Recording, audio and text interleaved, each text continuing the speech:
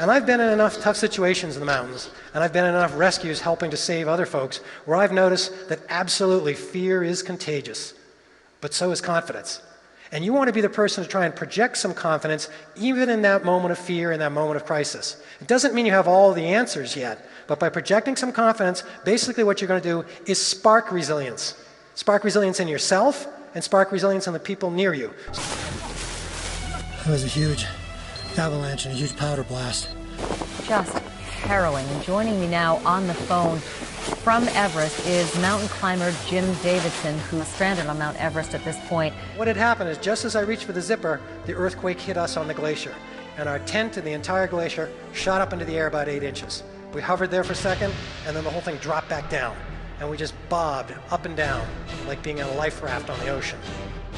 Here comes the powder blast! I spoke with Jim Davidson. He's a climber from Fort Collins, Colorado. He survived the earthquake and the avalanche. But I could see those avalanches where they'd come down. One of them came down 4,000 feet off the west ridge of Everest and had gotten to within 500 yards of our tent. The other one came down 6,000 vertical feet from the 25,000 foot of Nuptse and has stopped about 200 yards from our tent. Jim Davidson, a climber from Colorado, survived the avalanche. He is with us on the telephone now from Everest Base Camp. Good morning. Good morning. This is Jim.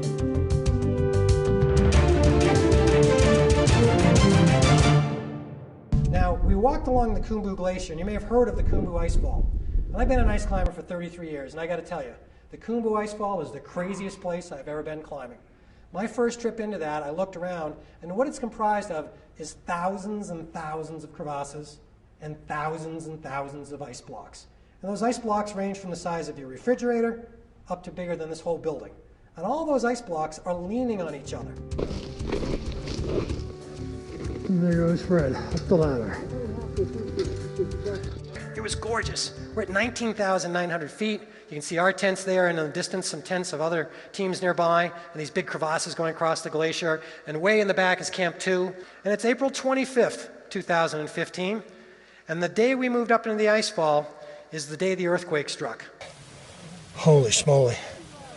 It sounded like it rumbled off Nuptse, but then I thought I heard another one over there, but it's hard to tell. The sound was bouncing around too.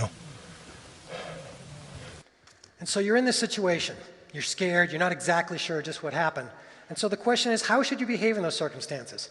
How can you be resilient during a crisis? Well, I think there's a couple things to do even when you're still scared out of your mind, like I obviously was. Number one is to have some situational awareness. What is happening around us? There's an avalanche here, there's an avalanche there, the ground's moving, must have been an earthquake. By figuring out what's going on, you can move on to the next step, which is, how can I take some beneficial action? Putting on the avalanche beacon was a small but important step.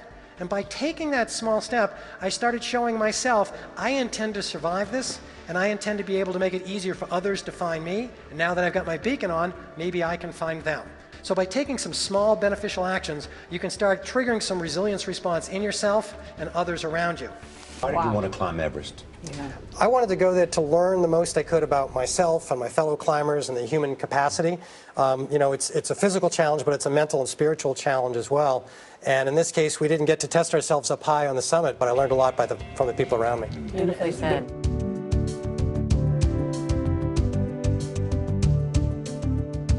After a difficult period, how can you still be resilient? I think a couple key things come up. First of all, you've got to stay engaged. You've got to not just sit on the rock or crawl in your sleeping bag. I felt the urge just to crawl inside my sleeping bag, pull it over my head, and pretend this wasn't happening around me, but it was real. You've got to stay engaged with the situation. If you're the leader, you need to put some energy out there and show the people what to do. Somebody having a small kernel of an idea, let's dig through the debris at the field hospital, got dozens of us fired up, and we went over. The situation obviously had drastically changed. I knew within a minute there was no way, once the earthquake hit, that we were going to be climbing the mountain. But we were still trying to act like a team of climbers, supporting one another, helping out strangers, helping out the community we're in. And upholding those core values, whether we're climbing the mountain or moving rocks, was key. Your core values remain the same. You maintain your culture, you uphold your visions no matter what. That's what you do as professionals, that's what you do as a top quality team.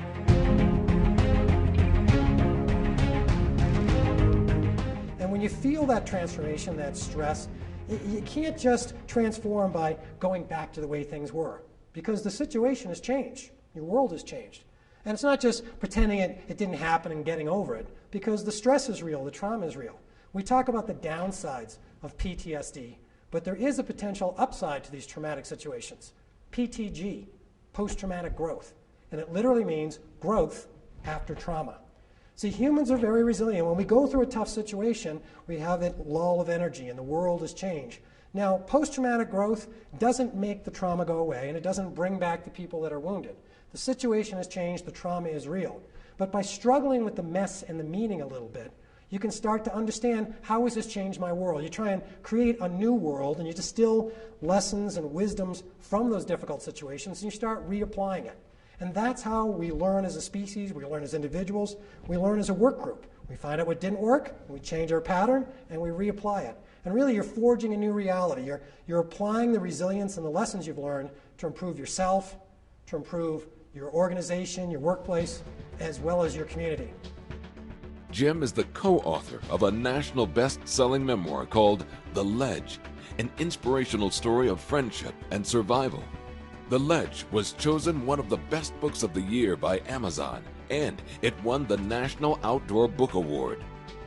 I think when we go through these tough situations, we have a duty as leaders and as survivors to try and pull out the information and the messages we can and help other people along the way.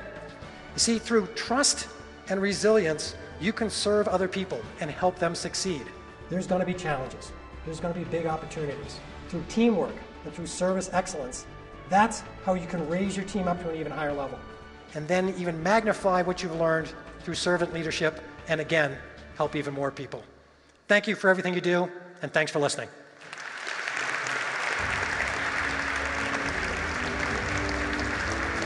Thank you.